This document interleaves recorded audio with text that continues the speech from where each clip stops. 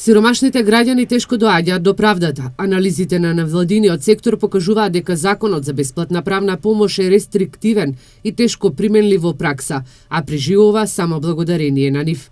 Токму и затоа овој закон ќе се менува. Предлог текстот е готов. Нашите истражувања говорат дека само 1% од вкупниот број на граѓани во Македонија би добиле бесплатна правна помош ако бараат. Значи, во бројки тоа се некаде околу 18.000 граѓани, што е 1/3 дури и од граѓаните кои што добиваат социјална парична помош. Значи, толку рестриктивен, порестриктивен и од Законот за социјална заштита. Истражувањата покажуваат дека 70% од социјално ранливите категории не ни знаат како да ја добијат бесплатната правна помош во одредени судски постапки.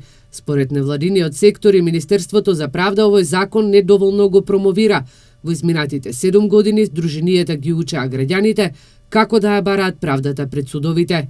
Целта на овие правни сесии за правна едукација на граѓаните не е да ги направиме експерти во правата, во познавањето на правата, туку да научат каде може да се обратат за помош, да научат да го препознаат проблемот дека е правен, да научат на време да реагираат, за да не еден мал проблем да не прерасне во голем.